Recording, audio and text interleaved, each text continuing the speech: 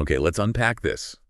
We are diving deep today into the world of automated trading, specifically focusing on how one system, LiqBot Pro v4.5, is designed to potentially capitalize on a very specific market event, liquidations. Right. You sent us a pretty comprehensive stack of documentation on this tool, didn't you? Covering everything from setup right through to advanced AI features. It's certainly a dense collection, yeah. There's a lot in there about the underlying strategy, the technical requirements, and just how all the different pieces of the software are supposed to fit together. It's easy to look at it and feel, a bit overwhelmed by the sheer volume of information. Exactly. So our mission with this deep dive is really to cut through that density for you, the listener. We're going to try and extract the core concepts, highlight the key features that seem to really matter, and walk through the practical steps outlined in this material. Think of this as your shortcut. We want to give you a clear picture quickly of how this specific system works, what makes it tick, and, well, the essential info you'd need if you were considering exploring it. We're distilling it down, essentially, trying to find the most important nuggets of knowledge contained in these sources. All right, let's jump right into the foundational idea then. The system is built around liquidation trading. For someone maybe less familiar, what exactly do we mean by liquidations in a trading context? Well, in leverage trading, liquidations are basically forced closures of positions. Forced closures? Yeah. If a trader is using leverage borrowed funds and the market moves significantly against their position, the exchange will automatically close that position. It's to stop their account balance from going negative. And when this happens to a lot of traders, maybe all at once, it can result in these sudden, often pretty large buy or sell orders hitting the market. And these sudden forced moves can sometimes cause, temporary price anomalies, glitches in the price. Precisely. They can cause the price to briefly spike higher or, dip lower than it might otherwise go based on normal supply and demand. Right. And that's where the specific strategy LiqBot Pro v4.5 is apparently based on comes in what the docs call the FADE strategy. The FADE strategy. Yes. So you're essentially betting against that forced move, like fading it. That's the core idea, yes. The system looks for these large forced liquidation events, say, a big wave of forced selling driving the price down sharply, and aims to take a position opposite to that move. So buying in that sell-off example. Exactly. Betting that the price will fade back or revert because that forced selling pressure was artificial, temporary. The source material indicates this bot specifically monitors liquidation data from Binance to find these events, and then it actually executes the trades over on the Bitget exchange. Okay, so that's the fundamental concept the bot is trying to exploit. Makes sense. But before you can even think about capitalizing on that, the documentation spends a significant amount of time on getting your environment set up correctly. Oh, yeah. Security and technical readiness are absolutely crucial here, according to the source. First off, it mentions needing Python version 3.8 or higher installed. Pretty standard tech requirement. Yeah, it's a basic technical thing, and they even provide a command pip install force reinstall ashar requirements.txt just in case you hit dependency issues when setting it up. Simple enough checks. But the real heavy lifting and setup, it seems, is getting the Bitget account itself ready to go. Yes, that process is detailed step by step in the documents we have. It starts with the basics, account registration using email, setting a strong password, saving it securely. And then the source really hammers home the security measures. This is where the rubber meets the road, isn't it? Protecting your funds when you're hooking up automated tools. Absolutely. Setting up two-factor authentication, or 2FA, preferably with Google Authenticator, or maybe Authy is presented as non-negotiable. Right. And listen closely here. The docs stress this. Saving those backup codes is critical. If you lose access to your 2FA, that's a major, major problem. Yeah, you hear horror stories about that. Definitely. Beyond 2FA, there's SMS verification, setting up an anti-phishing code so you recognize real emails from Bitget, a withdrawal whitelist. What's that? A whitelist? It means funds can only be withdrawn to crypto addresses you've pre-approved. Adds another layer. And login notifications, too. These are all emphasized as essential layers. So it's all about layering security. Exactly. Layering security is key to protecting your assets from unauthorized access, especially, given you'll be generating and using API keys for the bot. They also walk through account verification, the KYC process. What are the levels mentioned there, and why do you need it? There seem to be two main levels described. Level 1 basic, which requires a government ID.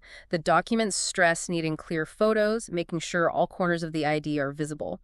Processing time is typically 24 to 48 hours. Okay. Then there's level 2 advanced. This adds proof of address like a utility bill and takes longer, maybe 3 to 5 days according to the source. But it unlocks higher withdrawal limits and things like that. And verification is generally needed for full exchange functionality. Yes, it's necessary for most exchange functions and definitely for higher trading volumes. They do point out common issues like blurry images or missing corners being reasons for delays in getting verified. Got it. Once you're verified, you also need to specifically enable futures trading on Bidget. Correct.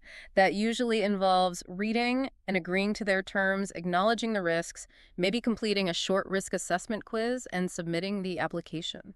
And they recommend something called one-way mode for beginners. Yeah, the source specifically recommends starting with one-way mode on Digit. It apparently simplifies position management because you can only hold one position, either long or short, per trading pair at a time, not both simultaneously. Okay. And finally, the API keys.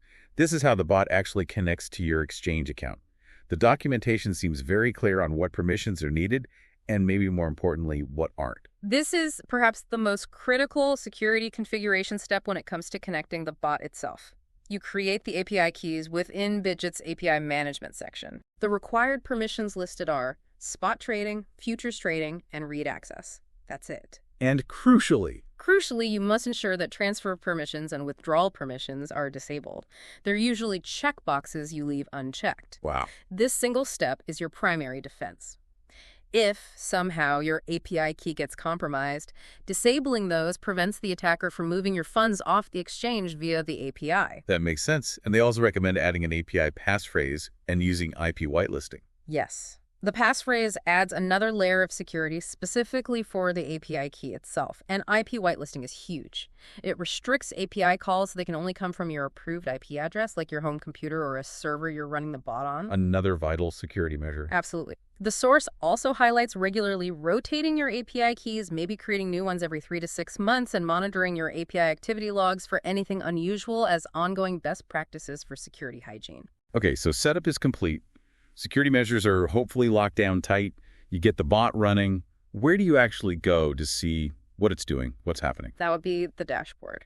The source describes it as your central hub, basically your command center for monitoring all the activity and the general health of the system. What kind of information does it, surface for you there? It gives you a snapshot of your account balance, the total value, how much is available margin, how much is used, and your current unrealized profit and loss. So the big picture numbers. Right.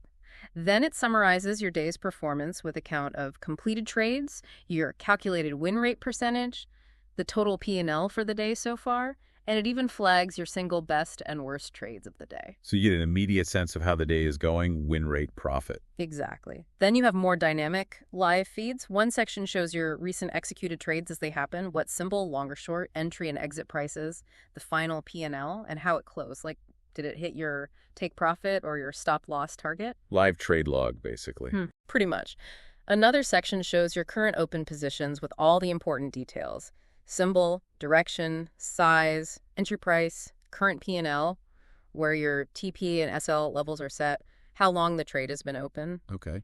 And there's also a feed showing the raw recent liquidations the bot is detecting, so you can actually see the data it's reacting to. And how do you control the bot itself from this dashboard? Start and stop it. Yeah, there are prominent start and stop bot buttons. They have clear status indicators, green for running smoothly, orange when it's in the process of starting or stopping, and red if there's some kind of error. Okay. The documentation also mentions a safe shutdown process linked to that stop button to ensure positions are managed correctly when stopping. And you also see overall connection status indicators, little dots, green, orange, red for the health of connections to the exchange, for example. So the dashboard is designed to give you the vital signs at a glance. Yeah. Monitoring central. That's the idea. All right, so the dashboard is for monitoring. But the instruments interface, that's where you actually configure how the bot should behave for each specific trading pair, right? Setting the rules. Correct. This is essentially your strategy control panel. It lets you set parameters individually for each different instrument, each coin pair that you want the bot to trade. Do you just add any trading pair listed on Bidget? The source says you can add new instruments, yes, but they need to meet a few conditions. They must end in USDT, they have to actually exist and be listed on BitGet, and they need to be tradable in the futures market there. Makes sense. It does note a limitation, though. Specifically for a demo mode, if you're running it in demo, you're apparently restricted to just BTC USDT, ETH-USDT, and XRP-USDT. Okay, let's look at the key parameters you configure here in the instrument section. What's base size? That sounds fundamental. It really is. Base size is your default position size for any trade on that specific instrument before any other adjustments might happen, like dynamic sizing. Yep. It's absolutely critical because it directly sets your default risk exposure per trade for that coin. Get this wrong, and you could be risking way too much. And the source gives recommendations. It offers some suggestions per asset, like maybe 0.001 BTC as a conservative starting base size for Bitcoin. But more generally, it mentions common risk advice, like aiming to risk maybe 0.5% to 2% of your total account capital per trade. Standard risk management advice. Exactly. It also reminds you that your base size still needs to meet BitGet's minimum order size requirements for that specific pair, which can vary. Okay. Base size sets the foundation. Then there's take profit, or TP%. Right. That's your profit target, set as a percentage move from your entry price. If the price moves favorably by that percentage, the bot is programmed to automatically close the position and lock in the win. And there's a trade-off there, presumably. Yeah, it's a balance. Set it too high, you aim for bigger wins, but you might get fewer trades that actually reach it. Set it lower, you get smaller wins, but potentially hit your target more often, increasing the win rate. Makes sense. And the flip side, stop loss, SL%. The essential risk management parameter. This defines the maximum percentage loss you're willing to tolerate on a single trade before the bot automatically cuts the loss and closes the position. Absolutely crucial. It prevents one bad trade from becoming a catastrophic loss for your account. Non-negotiable setting. And the last key one mentioned here is holding time. What's that about? This acts as kind of a time-based safety net or exit rule. It's the maximum amount of time, specified in minutes, that a position will be allowed to remain open. Regardless of price. Regardless of whether the take profit or stop loss levels have been hit. So if a trade just kind of sits there doing nothing or slowly drifts against you without hitting the SL, this parameter forces a closure after, say, 60 minutes or whatever you set. Ah, okay. So it prevents trades from just hanging open indefinitely if they stall out. Exactly. It prevents indefinite exposure and potential drawdown if a trade isn't working out quickly. The source gives examples, like shorter holding times, 5-15 minutes, might suit a scalping strategy, while longer times, maybe hours, fit swing or position trading styles, and it notes that market volatility might influence what the optimal holding time is. Okay, so you set a base size, TP, SL, holding time per instrument. But you mentioned the system doesn't always use that exact base size. That's because of this dynamic sizing feature, right? Yes, exactly. This is a feature described in the docs that's designed to automatically adjust your position size upwards from the base size based on certain characteristics of the liquidation event itself. Like how big the liquidation was. Precisely. It aims to potentially increase your exposure, your bet size, on what it perceives as higher impact or higher quality liquidation opportunities. How does it determine the magnitude or impact? It uses something called liquidation thresholds. You, the user, configure these thresholds in dollar amounts to categorize incoming liquidations. For example, you might define anything under $10 as small, 10K of 100K as medium, 100K, 500K as large, and maybe over $500 as whale for Bitcoin liquidations. These are just examples from the source. Right, so you classify the liquidations by size. And how does that classification then affect the actual trade size the bot takes? It uses size multipliers. You set different multipliers for each category, small, medium, large. Maybe small gets a 1.0x multiplier, so just the base size. Medium gets 1.2x, and large gets 1.5x. So a large liquidation might trigger a trade 50% bigger than your standard base size. Potentially, yes. The documentation points out quite clearly that using higher multipliers obviously increases your potential reward per trade, but just as importantly, it also increases your risk per trade. Higher risk, higher reward potential. Makes sense. They also mention another parameter here that sounds critical, max size. Yes, and the source highlights this as vital for overall account risk management. The max size limit acts as an absolute ceiling. A hard cap. A hard cap on the maximum position size the bot can ever open for any single instrument, regardless of what the base size plus the multiplier might calculate out to. So even if a whale liquidation with a big multiplier suggests a huge position, The max size caps it. Exactly. The source recommends setting this cap quite carefully, maybe suggesting something like 2% to 5% of your total account balance per instrument to prevent overexposure on any single trading pair, no matter how good the setup looks. Okay, so the bot spots liquidations, figures out how big they are, dynamically adjusts the potential trade size using multipliers, but keeps it capped by that max size limit you set. But how does it decide if liquidation is even worth trading in the first place? Not every liquidation is a good fade opportunity, presumably. That's a great question, and that seems to be the job of what the docs call the MQ score system. MQ, market quality. Market quality, yes. It's described as a proprietary algorithm that analyzes a whole bunch of factors surrounding a liquidation event.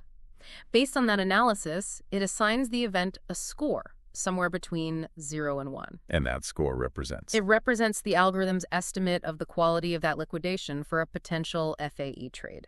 Higher score means higher perceived probability of a successful reversion. Interesting. What kind of factors influence that score, do they say? They list several components. Things like impact empirique, which sounds like looking at historical patterns around similar past liquidations, volume profile analysis, momentum bias, open interest pressure, the current volatility regime, and market microstructure details. Wow, quite a few inputs. Yeah, but what's really fascinating here, and a key insight from the source material, is that the system apparently learns over time which of these factors are actually the best predictors. It learns how? It automatically adjusts the weighting, the influence of each factor in the MQ score calculation based on performance. So factors that are found to be more reliable predictors of successful fades get assigned higher weights, effectively adapting the scoring logic to changing market dynamics. That's quite sophisticated. And you, as the user, control which liquidations it actually acts upon based on this score. Yes, you do that through setting the MQ score threshold.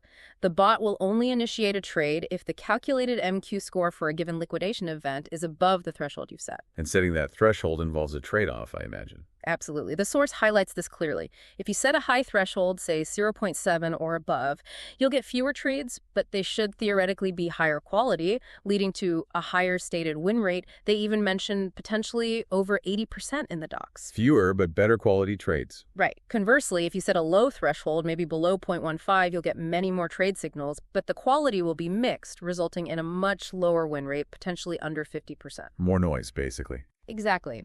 The documentation suggests that the sweet spot for balancing risk, reward, and trade frequency is often found somewhere in the middle, perhaps between a 0.5 and 0.7 threshold. Okay, so the MQ score system filters for quality, and it sounds like it's continuously refining that filter itself, which seems like a good segue to the auto-learning money management system, the ALMM they talk about.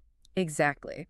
This ALM system is described as the bot's core optimization engine. It's designed to be constantly analyzing its own recent trading performance to try and automatically fine-tune your settings and improve results over time. How does it actually do that? What does it look at? It looks at the bot's recent trading history, typically the last 50 to 100 trades, but it does this for each trading symbol individually. Ah, so it optimizes per coin pair. Yes, that's the key.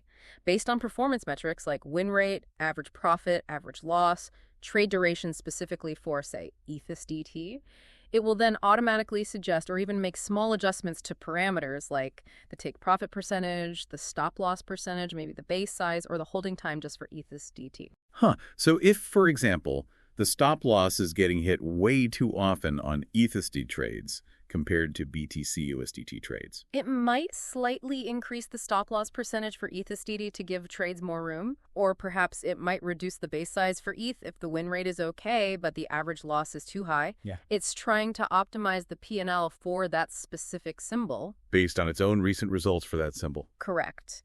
It uses different analysis windows looking at short, medium, and long-term performance trends, and apparently makes these adjustments relatively frequently, maybe every 10-15 minutes according to the source. And you can see what it's doing. Yeah, you can monitor its status, active or pause, see the specific adjustments it's making or suggesting, and track its estimated contribution to your overall performance improvement, likely via the dashboard. The key takeaway here is that the system is designed not to be static. It's meant to actively try and improve your results for specific pairs based on real-time feedback from your own trading data. That sounds powerful, having that auto-tuning layer. Beyond the auto-learning, though, the source also details some pretty powerful manual analysis tools included with the system. Yes, two major ones are highlighted quite prominently. The first is called the FADE Strategy Analyzer. Okay, what's its purpose? Its purpose is to help you, the user, analyze your own historical liquidation log data that the bot has collected while running. So it uses the raw data the bot has already logged over time. Exactly. You feed it your historical log files, and it crunches the numbers to tell you which instruments, which coin pairs have historically shown the best performance for the FADE strategy within your specific data set. So it tells you which coins work best for you. That's the idea. It provides metrics like the calculated win rate, profit factor, total P&L, and gives each instrument a FAD score to help you rank them based on your past results. Does it need much data? The source emphasizes needing a decent amount of data for reliable results. It suggests a minimum of maybe 100 liquidations logged for basic insights, but ideally 1,000 or more, covering at least 48 hours of continuous bot operation. It's basically a tool to help you identify potentially more profitable pairs to focus on based on your actual experience and the specific market conditions the bot encountered while it was running for you. Okay, that's the analyzer. And the second big tool is the backtest engine. Yes, this is a fairly standard but absolutely essential component for any serious automated trading system. The backtest engine lets you simulate your trading strategies using historical market data before you risk any real capital. Why is that so important? Well, the source stresses its importance for several reasons. Validating whether a strategy configuration might have been profitable in the past, optimizing your parameters like TP, SL, MQ threshold to see what might have worked best historically, and assessing the potential risk exposure, things like maximum drawdown, or calculating the Sharpe ratio before you go live with real money. So you load historical data and test your settings. Exactly. You load historical liquidation data, again, needing a good amount, maybe 500 plus events over 7+ days minimum, is suggested. Configure your strategy parameters just like you would for live trading, and then run the simulation to see the hypothetical results. Does it just simulate perfect conditions, or can it be more realistic? That's a good point. The source mentions it allows you to simulate crucial real-world factors like trading fees, potential slippage, the difference between expected and actual fill price, and network latency. Adding these makes the backtest results much more realistic. That's important. Any other advanced backtesting features? It also apparently includes more advanced capabilities like stress testing, where you can simulate how your strategy might perform during extreme market events like a crash, and Monte Carlo simulations, which help test the statistical robustness of your strategy outcomes across many possible variations. It's really designed as your risk-free sandbox for testing and refining settings. These analysis tools, the analyzer and backtester, sound great for understanding past performance and tuning settings. But the documentation also describes direct AI integration, doesn't it? More than just the learning algorithms. Yes, absolutely. The source details two main AI components integrated into the system, something called the AI assistant and another called the AI copilot. Okay, tell me about the AI assistant first. What does that do? The AI assistant is described basically as an interactive chatbot that you can communicate with directly within the system interface. Like ChatGPT, but for the bot. Sort of, yeah. You can ask it questions about pretty much anything related to the bot, how to configure a specific setting, how do I adjust the take profit for ETH, strategy advice, what's a good starting MQ threshold for a beginner, technical support questions, or even ask it for market analysis related to liquidations. And it understands your specific setup. That's what makes it potentially powerful, according to the docs. It can base its answers not just on its general knowledge base, but also on your bot's specific context, meaning your current configuration, your recent performance data, and the contents of your log files. So it's personalized advice. Potentially, yes. The source even mentions it might have a voice response system available and highlights its ability to provide educational guidance, like explaining complex trading concepts in simple terms. Explain liquidation trading like I'm 5. Okay, that's the assistant interactive help. The AI copilot sounds different, more autonomous. It does. The AI copilot is described as an autonomous analysis engine that runs continuously, 247 in the background. Doing what? It's monitoring a variety of data streams, things like real-time liquidation patterns, broader market sentiment indicators, tracking significant whale movements, maybe even incorporating cross-market analysis from other exchanges. And based on that monitoring? It provides real-time insights and potentially actionable recommendations directly to you. For example, it might analyze current conditions and pop up a suggestion like, consider increasing ETH position sizes due to recent volatility patterns, or favor BTC long liquidation fades based on current sentiment. So it's proactively giving you trading ideas or adjustments. That's the description. It uses pattern recognition to try and spot high probability setups or developing risks and provides smart alerts. These could be risk warnings, specific opportunity alerts, or maybe technical notifications about the system itself. What kind of AI models power this? The source notes it actually uses multiple AI models working together. It mentions GPT-4, random forest models, neural networks, among others. And interestingly, it also apparently learns your specific trading style and preferences over time through adaptive learning, tailoring its insights accordingly. And you can track what the Copilot is doing.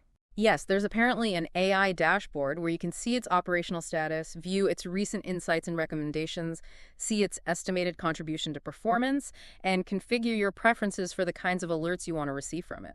Wow. Okay, so you have all these layers interacting, the core FAD strategy, your configurable parameters like base size and SLTP, the dynamic sizing adjusting things, the MQ score filtering trades, the ALMM auto-tuning parameters, the manual analysis tools like the analyzer and backtester, and these AI assistant and copilot layers providing guidance. How do you keep track of it all and manage the inherent risks involved in trading? Yeah, that's a crucial point, and it brings us back to the importance of the performance monitoring and risk management tools that are detailed in the source material. We already talked about the dashboard for real-time status. Right, but the documentation also introduces some specific risk metrics that the system apparently tracks and displays to help you understand your risk exposure. Like what kind of metrics? Key ones mentioned are maximum drawdown. That's the largest percentage drop your account value has experienced from a peak down to a subsequent low.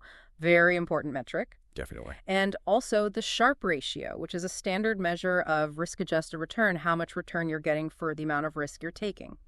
Value at risk, VAR calculation, is also noted as potentially being available.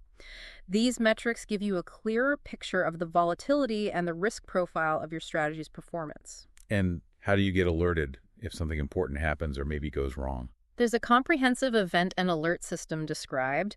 You can apparently customize notifications for a whole range of significant events. Such as? Things like a take profit or stop loss being hit on a trade, system-level alerts like errors or maybe configuration changes being made, perhaps by the ALMM, and also market alerts that might be detected by the AI copilot, like a sudden spike in volatility or important breaking news. And how do you receive these alerts? The source mentions delivery methods like pop-up notifications within the software's graphical interface, GUI, and also having events recorded in the system logs for later review. What about manual risk controls? Things the user sets directly to limit risk. Well, beyond the per instrument stop loss percentage and the max size limit we already discussed, you can often set overall max drawdown limits at the account level in systems like this. How would that work? It would mean if your total account value drops by a certain percentage you define, say 10% from its peak, the system could be configured to automatically halt all trading to prevent further losses. A master kill switch based on drawdown. Essentially, yes. And of course, the implementation of robust position sizing strategies, whether you choose a fixed size, a percentage of your account, or use the system's dynamic sizing features, is repeatedly highlighted as a primary mechanism for controlling risk. And does the source material anticipate problems? Does it cover troubleshooting common issues you might run into? Yes, it dedicates a section to that, which is good. It anticipates common problems and suggests diagnostic steps. Like what? For connection issues, maybe with the API or the WebSocket data feed, it suggests the usual checks. Double check your API credentials and permissions, make sure your IP address is whitelisted if you enabled that, check your internet connection stability, and also check the status page of the exchange itself, like BitJet, to see if they're having issues. Okay, standard connectivity checks. Yeah. What about trading issues? Like the bot isn't taking trades or it's taking too many losing trades? For those kinds of issues, no trades, too many losses, maybe orders seem to be missing, it points you towards checking things like your MQ score threshold. Is it too high? Any other filters you might have enabled, checking your available account balance, reviewing your base size and max size limits, making sure the instrument you expect to trade is actually enabled and active, verifying you're in the intended mode on BitJet, like one-way versus hedge mode, which can affect order placement, and again, rechecking that the API key has the necessary trading permissions enabled. Lots to check there. What about performance issues, like the bot running slowly or using too much computer power? For performance bottlenecks, slowness, high CPU usage, the suggestions include things like potentially reducing the historical data time frame the bot is analyzing, maybe limiting the number of instruments you're trying to trade simultaneously, ensuring you're running it on reasonably fast hardware, an SSD is often recommended, closing other demanding applications on the same machine, or possibly reducing the frequency of certain monitoring tasks within the bot. And if you have problems with the data itself, like missing data or analysis seeming incorrect? In those cases, the advice is generally to check the detailed log files for errors, verify file permissions if it's reading historical data, try to cross-reference the bot's data with what you see directly on the Exchange platform, and ensure you have gathered enough data for the analysis tools, like the analyzer or backtester, to produce meaningful results. And a true absolute emergency. Panic button. Yes, the source explicitly mentions an emergency stop button that is designed to immediately halt all trading activity and potentially try to close open positions safely. Good to know that's there. So, bringing all these different pieces together, the configuration, the monitoring, the AI, the risk management, how should someone actually approach configuring this system initially, and what are the key best practices that the documentation really emphasizes? Well, the source does mention providing some configuration templates, like example settings for a conservative style, an aggressive one, or maybe a scalping approach. These are intended as good starting points, so you're not starting from a completely blank slate. But they're just starting points, right? Exactly. Because the crucial message that's reiterated multiple times throughout the documentation is that parameter optimization is not a set-it-and-forget-it task. It's an ongoing process. You have to keep tweaking. Absolutely. They strongly emphasize the importance of continuous monitoring of your real performance data and making adjustments based on what you're actually seeing. They recommend things like having a daily routine check on the bot's status and performance and doing more in-depth weekly or monthly reviews of the results and settings. Why is that constant adjustment so necessary? Because, as the source material explicitly puts it, perfect settings don't exist. Market conditions are constantly changing, volatility shifts, different assets come in and out of favor, correlations change. What worked last month might not work next month. So optimization is presented as an essential, continuous effort, not a one-time setup. And what factors do they say most significantly impact potential profitability with a system like this? They list a few key things. Obviously, the prevailing market conditions, particularly the level of volatility, since the strategy relies on sharp moves. Your specific configuration and how well your parameters are tuned to those conditions is critical. How you approach capital allocation through position sizing, and of course, your overall risk management practices, generally favoring conservative settings initially. And they're careful about promising results. Very much so. They are clear that returns will vary significantly, and past performance, whether in backtests or recent live trading, is never a guarantee of future results. Standard disclaimer, but important. And just to circle back on security one last time, they recap the best practices. Yes, they summarize the essentials again towards the end, ensuring your API keys have only trading permissions enabled, no transfer, no withdrawal. Using IP whitelisting whenever possible, implementing regular API key rotation, using strong 2FA on your Exchange account, and practicing secure storage of all your sensitive information like passwords and backup codes. And they recommend a VPS. Yes.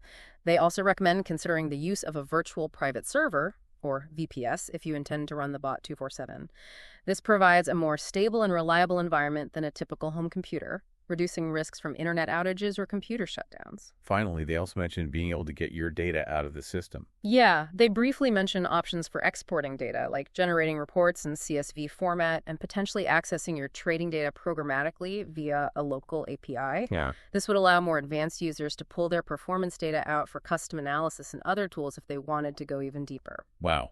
Okay, we have definitely covered a lot of ground here, taking this really comprehensive stack of documentation on LiqBot Pro v4.5 and hopefully distilling its essence for you. Yeah, from the core idea of liquidation trading and the FAD strategy itself. Through all those critical steps of secure account setup on Bidget, managing API keys safely, exploring the dashboard for monitoring, Configuring all those key parameters like base size, take profit, stop loss, holding time, understanding how dynamic sizing and the MQ score system work. learning about the auto-learning money management, or ALMM. And then diving into those powerful analytical tools like the FAD strategy analyzer and the backtest engine. Seeing how the AI assistant and the AI copilot are intended to provide insights and guidance. monitoring performance with specific risk metrics, using the alert system, understanding the manual risk controls, and troubleshooting common issues. And finally, wrapping up with those configuration best practices and the really crucial point about ongoing optimization being necessary. Phew, yeah, quite a journey through the docs. Our goal here was really to give you, the listener, a solid foundation, a clear understanding of how this specific system is described to work, what its key components and steps are, based directly on the source material provided to us. And that source material leaves us with a pretty powerful concluding thought, really, about this kind of automated trading, especially strategies targeting volatile events like liquidations. It repeatedly emphasizes that because market conditions are always changing, finding and maintaining optimal settings is this continuous, ongoing process. It flat out states that perfect settings don't exist. Right. And it suggests that while tools like auto-learning the ALMM can certainly help, that ongoing manual analysis, reflection, and adaptation by the user are still key components for potentially achieving long-term success.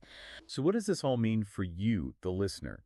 If you're exploring automated systems, especially ones built on dynamic, sometimes chaotic market events like liquidations, maybe the real deep dive isn't just into the software's features list. Maybe it's into understanding and embracing that necessary continuous process of adaptation and learning that the source itself highlights. It's not static. It seems to be about constant evolution in response to the ever-changing market. The question then becomes, how will you approach that ongoing challenge?